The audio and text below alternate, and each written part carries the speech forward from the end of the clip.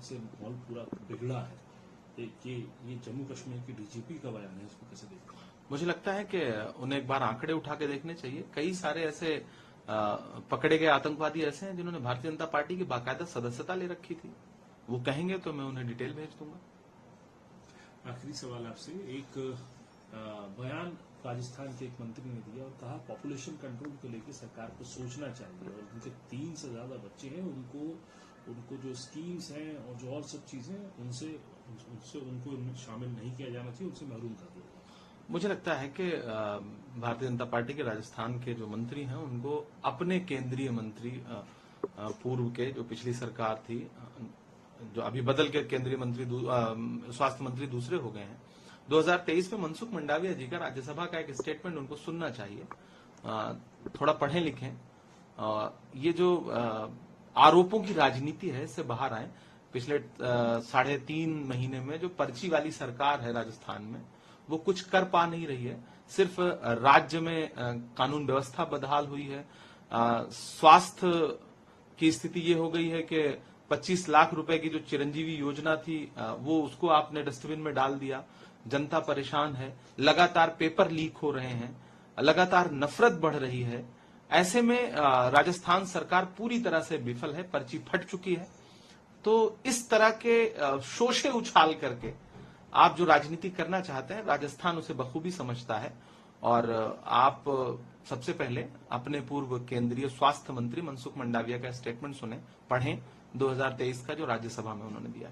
आखिरी सवाल, क्योंकि उत्तर प्रदेश से भी आपका ताल्लुक है, बीजेपी ने मंथन किया हार का, अपनी हार के मंथन के बाद ये निकली बात, उसमें विपक्ष को आड़े हाथों लिया। कांग्रेस को तो कहा कि वोट बैंक की पॉलिटिक्स करती है, मुस्लिम वोट बैंक की पॉलिटिक्स करती है। समाजवादी पार्टी को नसीहत तक दी कि आप लोगों को ये खत्म कर देंगे, और वोट बैंक की पॉलिटिक्स कांग्रेस करती आई है और मुस्लिम वोट बैंक की पॉलिटिक्स को लेकर ही राहुल गांधी आगे बढ़ते। देखिए, मैंने तो सुना है कि जब भी कोई मंथन होता है तो विष निकलता है। वो विष कौन पिएगा?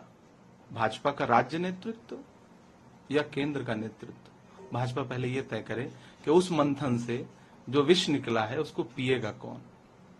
लेकिन आप इसको, जो समाजवादी पार्टी को नसीहत दी जा रही है इस बात की कि वो vote bank politics Congress party करती है, आप लोगों को खत्म कर देगी, और जो जितनी भी रीजनल पार्टियां पहले रही हैं उन सबको हमेशा कांग्रेस पार्टी खत्म करती है। देखिए, ये भारतीय जनता पार्टी अपना चरित्र बताती है इस तरह के कार्यक्रमों में। वो भारतीय जनता पार्टी जिसने शिवसेना को तोड़ा, वो भारतीय जनता पार्टी जिसने एनसीपी को तोड़ा, वो भारतीय जनता पार्टी जो बीच में जनता दल यूनाइटेड को तोड़ने जा रही थी और जिसकी वजह से नीतीश जी ने पाला बदला था।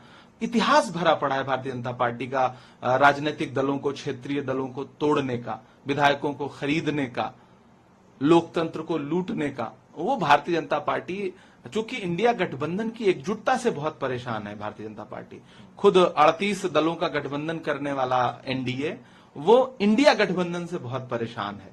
अपनी विचारधारा से बिल्कुल इतर के लोगों को बुला करके अपने एनडीए का हिस्सा बनाने वाला एनडीए बहुत परेशान है इंडिया गठबंधन की एकजुटता से, क्योंकि उत्तर प्रदेश में उसी इंडिया गठबंधन ने धूल चटाई है। तो हम उन्हें विश्वास दिलाते हैं कि आप इसी तरह मंथन करते रहिए। हम 2027 से पहले जो उपचुनाव आने जा रहा है उसमें भी इंडिया गठबंधन आपको हराएगा, और 2027 के आम चुनाव में भी, विधानसभा में भी इंडिया गठबंधन आपको हराएगा।